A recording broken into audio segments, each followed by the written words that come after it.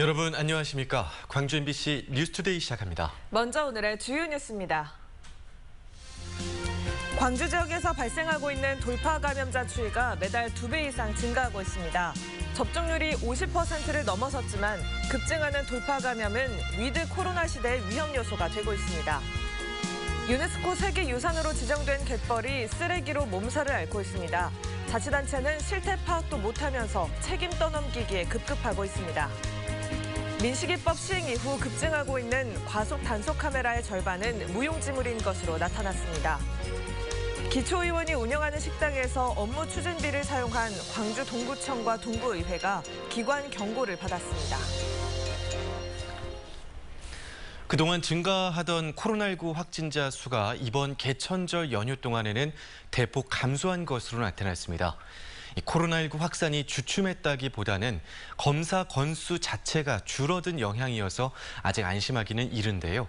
돌파 감염이 급증하고 있는 점도 우려운 대목입니다. 이재원 기자입니다. 개천절 연휴 동안 발생한 광주 지역 신규 확진자는 모두 46명.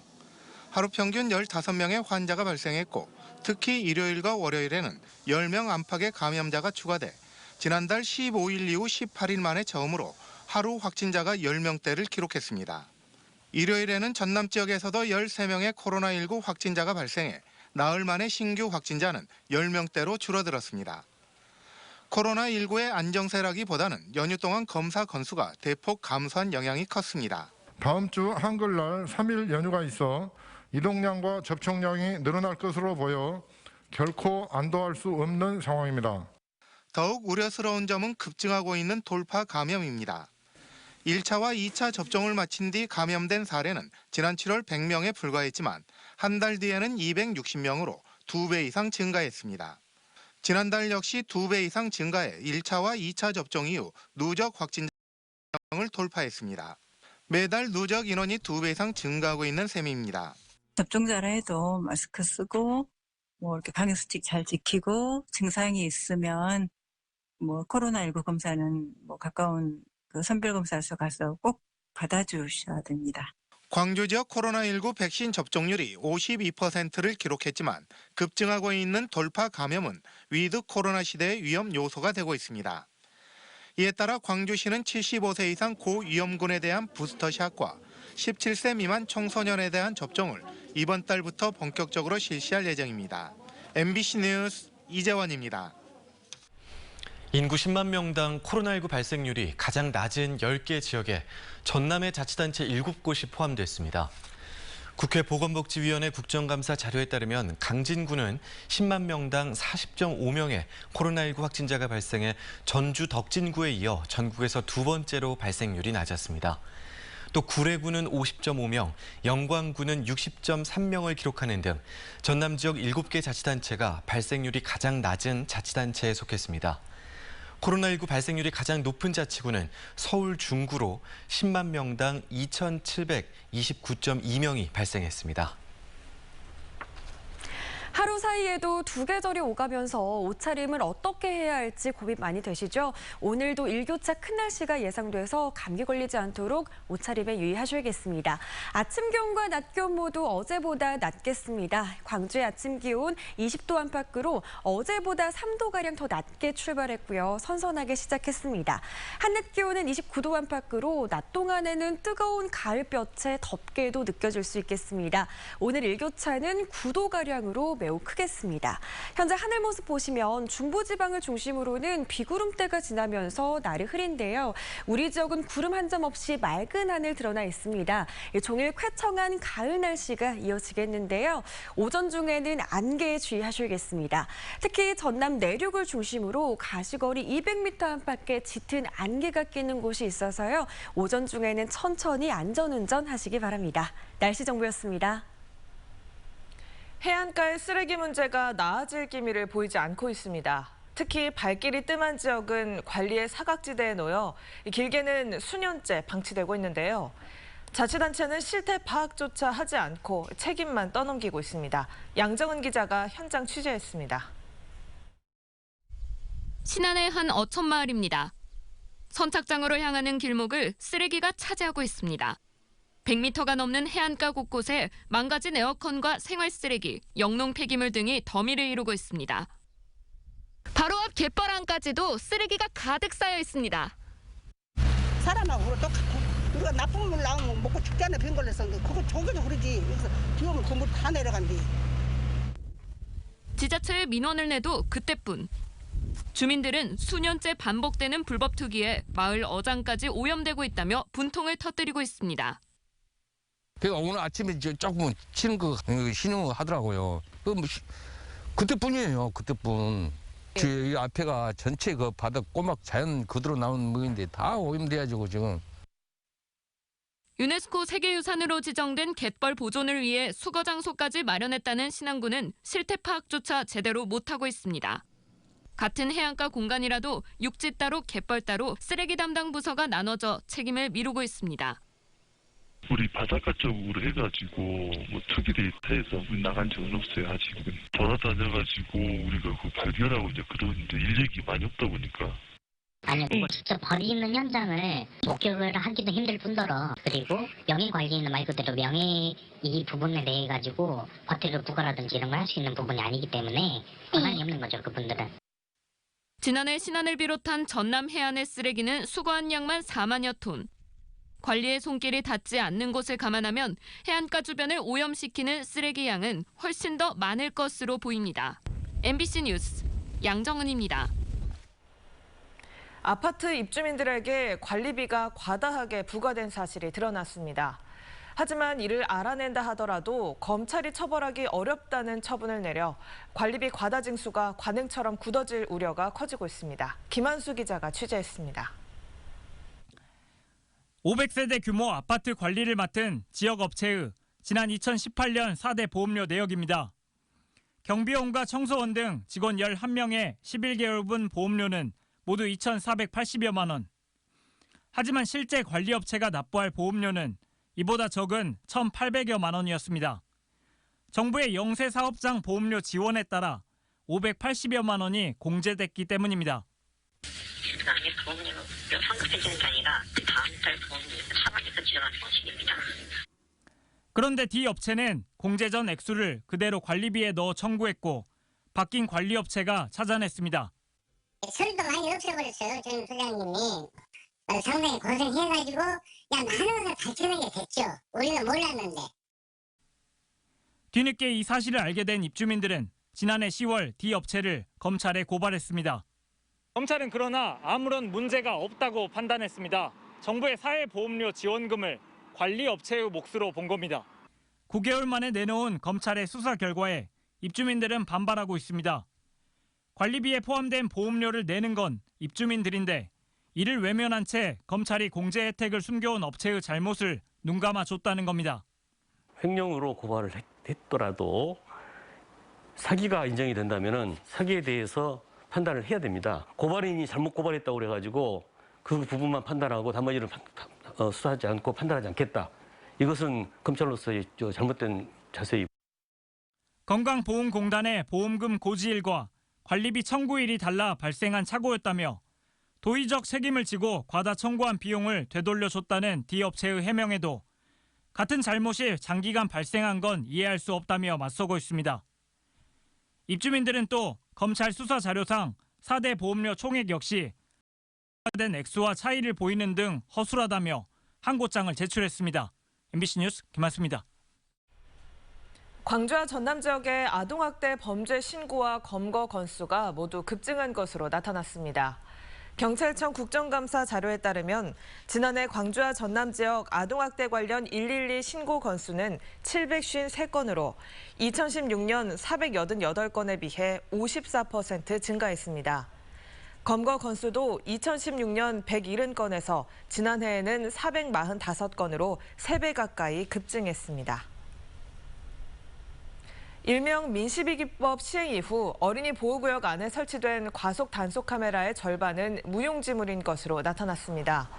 더불어민주당 이영석 의원의 국정감사 자료에 따르면 지난해 3월 민식이법 시행 이후 전국적으로 어린이 보호구역 내에 신규 설치된 과속 단속 카메라는 4천여 대로 집계됐습니다. 하지만 상당수가 지자체에서 경찰로 이관되지 않아 실제 경찰이 운영하는 단속 카메라는 2,165대로 운영률이 54%에 불과한 것으로 나타났습니다. 구한말 영국군이 주둔했던 섬 거문도. 일제강점기에는 파시로 유명해서 전국에서 어선들이 몰려들 정도로 성씨를 이뤘는데요. 이후 쇠락의 길을 걷고 있습니다. 내후년 개항 100년을 맞이해서 그 역사적 가치를 재조명해야 한다는 목소리가 나오고 있습니다. 조희원 기자입니다. 다도의 최남단의 섬 거문도. 여객선 터미널에 내려 좁고 구불구불한 골목길을 따라 올라가다 보면 옛 거문초등학교 부지와 마주하게 됩니다. 지금은 폐교가 된 이곳은 1885년 거문도 사건 당시 2년 동안 영국군이 주둔했던 막사가 있던 자리입니다.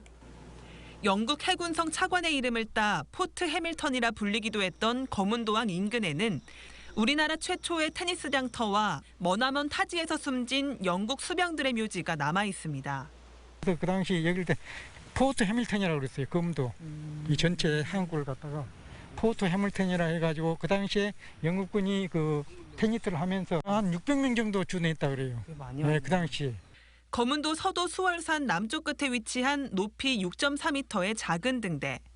지난 1905년 4월 12일부터 100년 넘게 불을 밝혀온 이 등대는 남해에서 처음으로 세워진 등대입니다. 지난 1905년 개교한 거문초등학교 역시 전국 도서 지역에서는 처음으로 세워졌습니다. 이 밖에도 일제강점기 때 지어진 군사시설, 전남을 대표하는 유학자 규륜 김유 선생의 묘지도 남아있는 거문도는 곳곳에 역사 유적이 숨쉬는 섬입니다. 그 영군 사건뿐만 아니라 거문도의 그 유명한 문인들, 선인들 그 역사도 많이 있거든요. 좋은 점도 많이 있거든요. 성악이면 전국에서 어선들이 몰려들어 파시가 열렸던 거문도항은 1923년 어항으로 본격 운영을 시작합니다. 여수항과 마찬가지로 오는 2023년이면 100주년을 맞지만 아무런 기념 사업도 진행되지 않고 있습니다. 역사적으로 굉장히 큰 인물들도 많고요. 큰 사건들도 많은 곳이 거문도입니다. 이제 거기에 살고 있는 분들과 역사와 함께 공존하면은 공공이익을 위한 그런 시설이 만들어진다 그러면은 지역 경제에도 활성화가 돼서 뿐만 아니라 이번 2026년 여수 세계선 박람회 기본 계획에도 거문도는 포함되지 않았습니다. 긴 세월 동안 역사의 흔적을 고스란히 보존해온 섬이 무관심 속에 잊혀가고 있습니다. MBC 뉴스 조희원입니다. 광주 지역 의료 헬스케어 산업이 연평균 20% 가까운 성장세를 보이면서 차세대 전략 산업으로 자리 잡아가고 있습니다. 광주시에 따르면 지난해 기준 광주에는 모두 519개 관련 기업이 자리를 잡아 연평균 18.4%의 성장세를 보이고 있습니다. 이에 따른 매출은 1조 원을 넘어섰고 4천여 명이 넘는 고용 유발 효과도 가져왔다고 광주시는 전했습니다. 광주시는 이 같은 성과를 바탕으로 마이크로 의료 로봇 산업과 치매, 고령 친화 산업을 적극적으로 육성해 2030년까지 2천여 개의 기업을 육성하고 매출 2조 3천억 원을 달성할 계획입니다. 기초의원이 운영하는 식당에서 업무 추진비를 사용한 광주 동구청과 동구의회가 기관 경고를 받았습니다. 광주시 감사위원회는 동구의회 한 의원이 운영하는 식당에서 2018년 8월부터 올해 3월까지 64차례에 걸쳐 업무 추진비 700여만 원을 집행한 동구청과 동구의회에 대해 기관 경고했다고 밝혔습니다. 감사위원회는 또 동구청에 대한 종합감사를 통해 14건과 시정 11건 등 총 38건의 행정조치를 광주시와 동구에 요구했습니다.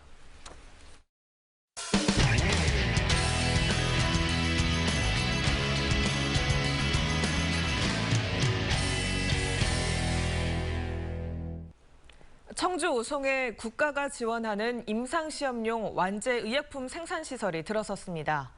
더 많은 기업이 더 빨리 바이오 의약품 개발에 나설 수 있는 지원 체계가 갖춰져 오송의 역할이 커지고 있습니다.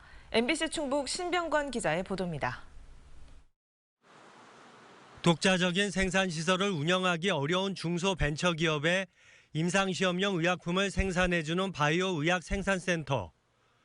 원료 의약품을 생산한 뒤 주사 용기에 충전하고 포장까지 한 곳에서 처리합니다. 원료 의약품을 외부에 가져가 완제 의약품으로 만들어야 했던 기존에 비해 시간과 비용을 아낄 수 있고 안전성도 높아졌습니다. 원액을 만들어서 다른 쪽에서 완성품을 만들 때에 이동 과정에 어떤 물류의 문제는 싹 없어진다고 보시면 되겠습니다. 200억 원이 투입된 완제 의약품 생산 시설이 완공돼 본격적인 가동에 들어갔습니다. 자동화된 격리 시스템 아래 주사 용기를 액상 동결 제제 사전 충전 방식으로 한 번에 10,000개까지 생산할 수 있는 설비가 구축됐습니다. 특히 다품종 소량 생산이 가능하도록 설계돼 더 많은 기업들의 의뢰를 처리할 수 있게 됐습니다. 미국 식품의약국과 유럽의약품청 기준에 맞춘 품질 관리를 목표로 신약 개발에 나서는 기업의 세계 시장 진출도 돕게 됩니다. 유럽 기준과 미국 기준도 만족시키는 국제적 수준의 GMP 품질 시스템으로 보다 앞으로 나아가 기초 연구부터 후보 물질 발굴, 개발 인허가까지 많은 시간과 투자가 요구되는 신약 개발. 완제 의약품 생산 시설 구축으로 중소벤처기업들의 신약 개발의 꿈이 속도를 낼 수 있도록 지원 체계가 한 단계 더 높아졌습니다. MBC 뉴스 신병관입니다. 일제치하에서 생명의 위험을 무릅쓰고 독립운동을 이끌어온 많은 숨은 일꾼들이 있습니다. 그 가운데 일본에서 조선인 유학생들의 독립운동을 주도하고 사제를 털어 상해 임시정부의 살림살이를 도맡아온 경남 양산 출신의 우산 윤현진 선생도 계시는데요. 선생을 추모하는 특별 전시회가 열리고 있습니다. 부산문화방송 정세민 기자의 보도입니다. 3.1 독립운동이 일어난 바로 그해 상해 대한민국 임시정부 국무원들이 함께 찍은 사진입니다. 앞줄 한가운데 도산 안창호 선생의 뒤편에서 오른팔을 허리에 두고 있는 이가 바로 양산 출신 독립운동가 우산 윤현진 선생입니다. 또 다른 사진에서는 해공 신익희, 백범 김구 선생과 함께한 모습들도 드러납니다.